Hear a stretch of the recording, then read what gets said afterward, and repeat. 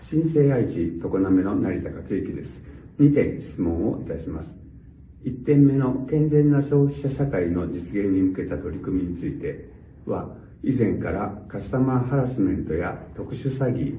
悪質訪問販売などが社会問題となっています。人々が安全で安心して働き、暮らしていくためには、社会全体としてこれらの対策に取り組んでいく必要があると考えています。本年6月には愛知県でカスタマーハラスメント防止条例の制定が予定されており、それに合わせて本市でもしっかりと取り組んでいく必要があるとの考えから質問をいたします。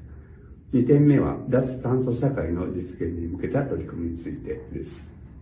こちらは個人の意識向上が図られるとともに、社会全体としても様々な施策が進んでいると感じており、本市の現在の状況について質問するものであります。